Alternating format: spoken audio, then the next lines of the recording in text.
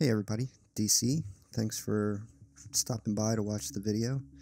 Um, it's definitely not a tutorial, so I'm just going to talk through the steps that I'm taking, and then the back half of the video is actually real time, and you'll be able to see the results. So let's get started. The first thing I'm doing here is measuring out some paper tube for each crystal. I'm going to use the tube as a retainer for the silicone.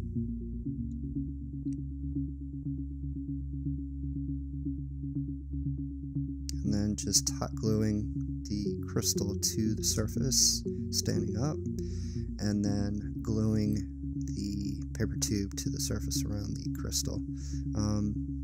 You want to make sure that this is a solid bead of glue. You want to create that seal so the silicone doesn't ooze out.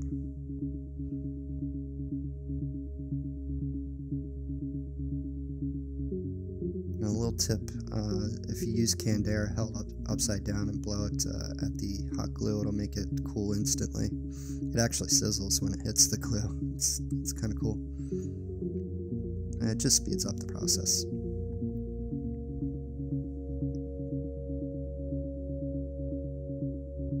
Alright, so I got all four ready, and I'm getting prepared to mix the silicone, the two components, part A and part B.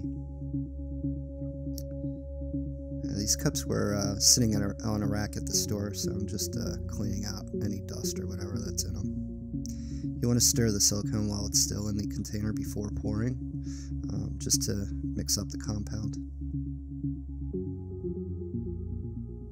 It's a 1-to-1 mix ratio, so you just fill one up to a line and then fill the other one up to the same line in another cup.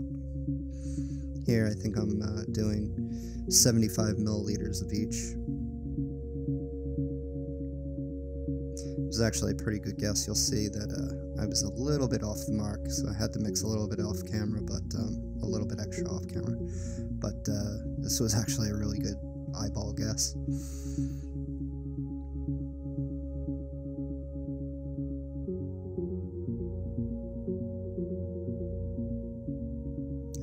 Just pouring part B into part A. Part B is a little thinner, so it pours better. And I'm just trying to get as much as I can mixed up. You want to mix until the colors combine to create that, I guess, lavender. You don't want to see any streaks of pink or blue. So you want to scrape the sides as well, and any kind of recesses in the cup and the bottom. Get as much as possible mixed up, and then I'm gonna, or I did, pour it into the other cup just to get the leftovers that were in there. Now I'm gonna use a third cup just to get a thorough mix.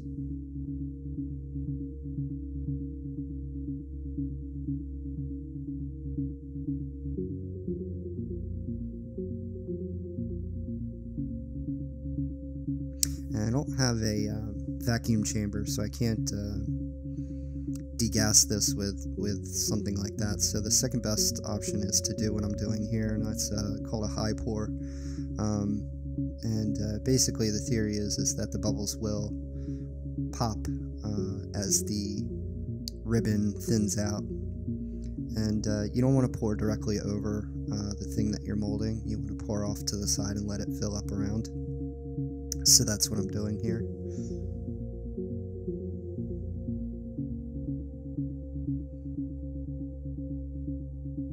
And looks like I'm talking a lot. Here you can see it got really close. There's the tip of that crystal sticking out right over there. So I had to mix up a tiny bit more, which was fine. So now everything's cured. It's about 6 hours later. All the silicone is hardened. So I'm just removing the tubes from the surface. I was going to cut them off, but then I accidentally realized that I could just pull them right off. So that's what I did. I'm just tearing the tube off.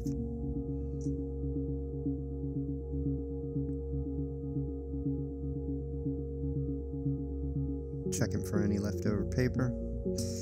Good thing about silicone is not much sticks to it.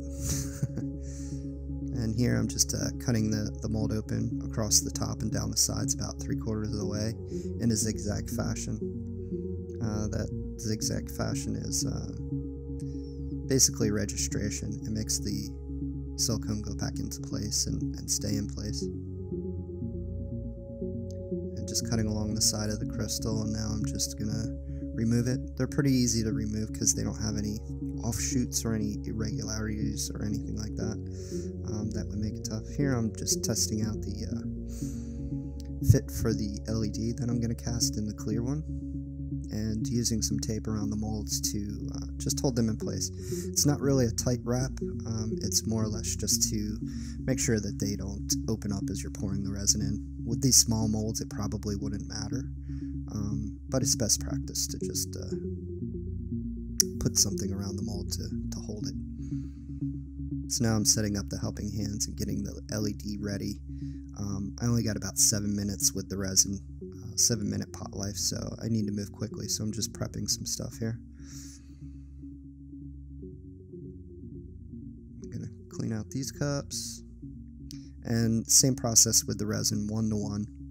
You want to shake it up, and thanks to a couple members on the forums, I'm preparing my heat gun right here. And I'm going to use that to get rid of the bubbles. This resin was a lot thinner than the last resin that I used, so the bubbles were actually very, very easy to get rid of. Here I'm using a light just so I can line up the lines of the liquid as best as possible. Just easier to see. Using a heat gun to get rid of bubbles. And I'm going to pour part B into part A. Mix that up. And as you're mixing, you'll with this resin specifically, you'll see swirls. You just want to mix until those swirls are gone.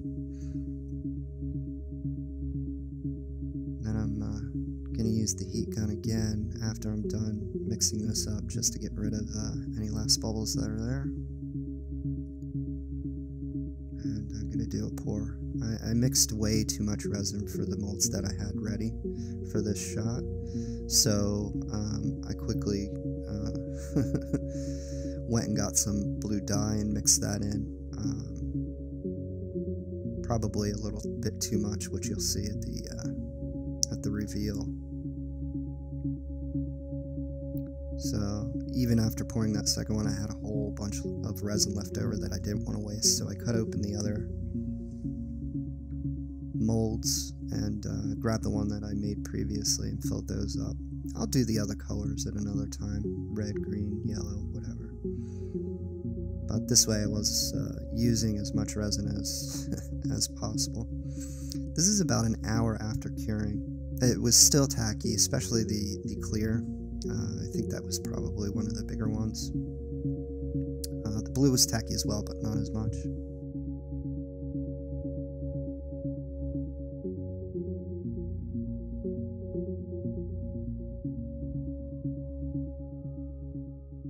And now the reveal. I apologize. I got a little too excited and started yanking these things out before I started filming. So apologies for that. I got 3 of them out, or actually 4 of them out. 3 of the blue and the one with the LED. You know, obviously this stuff you just cut off, and you can see it's still got a lot of time to harden up, but they were, like I said, I was anxious, and they were strong enough to get out. This one, on the other hand, I may be able to open up on camera. It was a little, still a little mushy. I actually ended up yanking off the end there, trying to get it out. So I just sealed it back up, and I'll let it sit for a little bit, and hopefully it'll harden up while I'm filming this. So I don't have any 5mm white LEDs, unfortunately, or if I do, I just don't know where they are. So putting these up against an LED is not possible, but I can do this, and we'll see what happens. See if we're blown out here. Yeah, we're pretty blown out. Let me turn that a little bit. I think they're a little too, it's really hard for you guys to see on camera, unfortunately. I think they're a little too opaque. Not enough light is really getting through. So I'm gonna have to practice, or just experiment with the amount of dye that I'm putting in the resin. So, but they came out really good. I mean, you can see you can see all the detail in there. For instance, this crystal, the original one, has all these rough spots.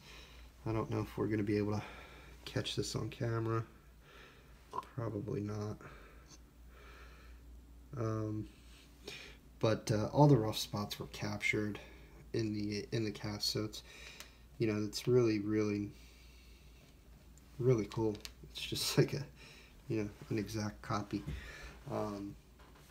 So yeah, we got those three, and now for what I hope is the exciting part. I'm gonna set these off to the side and let them harden up. Hopefully this is gonna work. So I just the way I wired this is common cathode, so they all share a negative. That way I can just hit each one. Just make sure, check my voltage here. I don't want to hit the red with 3 volts because that'll most likely ruin it. So we're at 2 volts, so I can test the red here. So common cathode goes to gray, and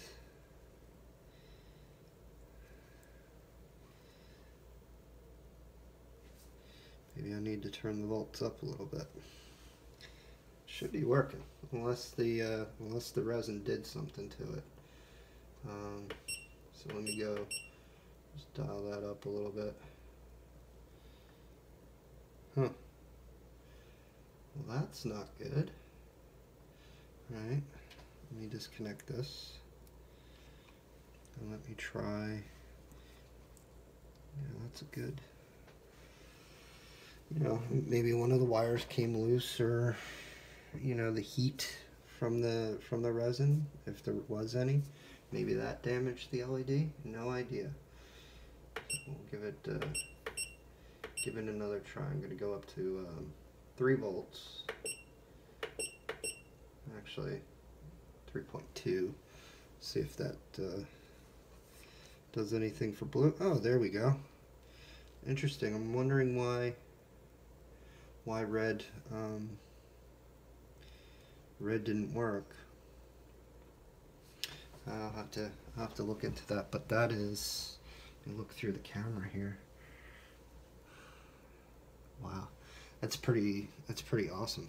I can't move that any closer. Let me see if I can get the camera a little closer. So that came out really cool. So that's a resin cast crystal with an integrated RGB LED in it.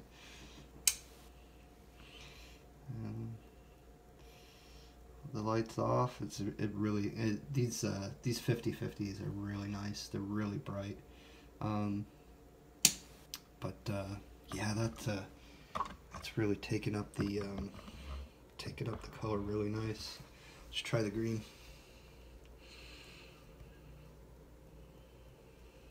Wow, that looks awesome. That's so cool.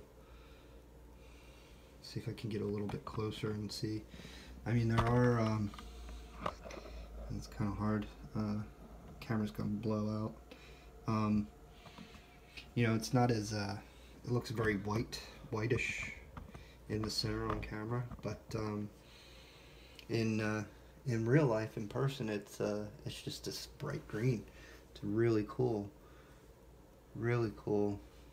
It's got some bubbles in it, but being a crystal, I think that's okay. Let's see with the green and blue together. Get like a cyan probably. Yeah, that's awesome. Wish these colors would come out better on the camera, but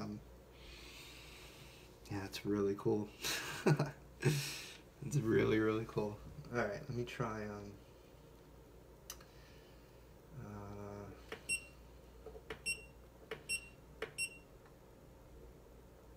220 on the red.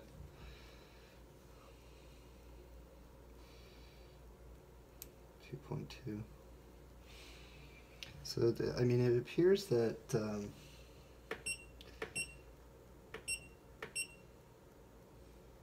something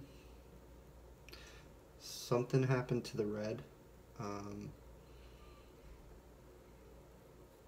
Maybe I didn't solder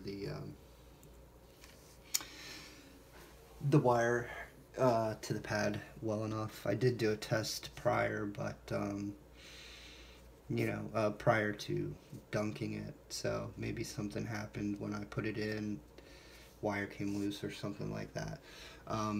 Not a big deal. I'm pretty happy with being able to get these other colors. Just shows that the idea is valid.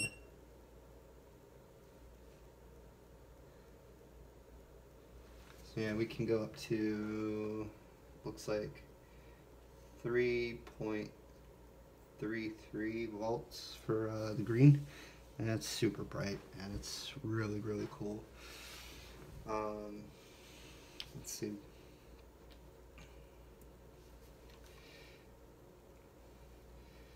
The blue is looks like 3.17 volts at 20 milliamps. So nice and shiny. Really cool. Really, really cool. Once this hardens up more, I'll trim off the flange, I guess we can call it. It's a little disappointing not to see red, but yeah, whatever. All in all, that's a win. Let's see this one. See if this guy is gonna, if I can coax him out.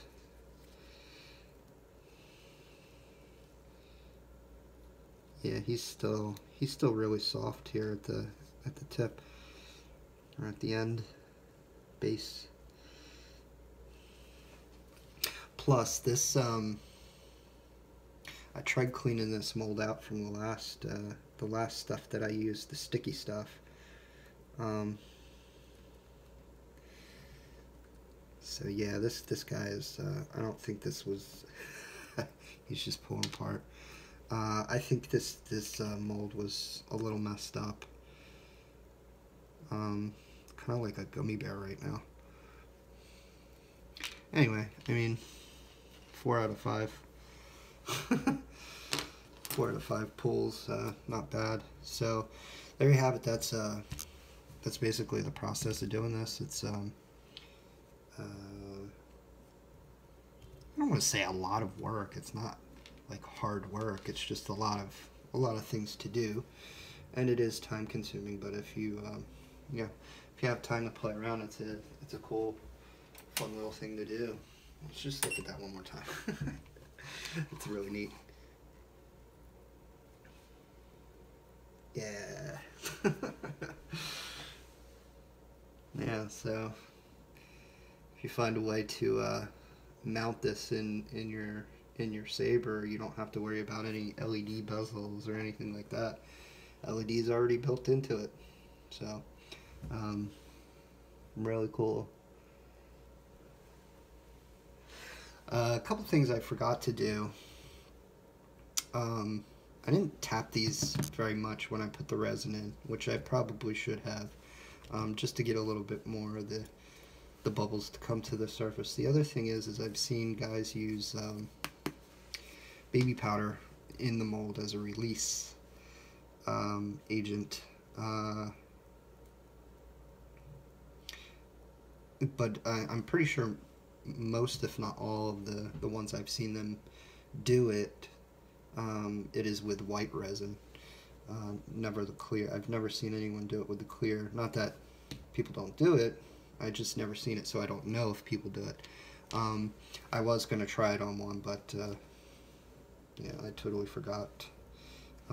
So I'll give it a try next time. It might make the clear stuff a little bit cloudy, but yeah, I don't know. Looks like a success to me. So if you want to try this out, go ahead and give it a try.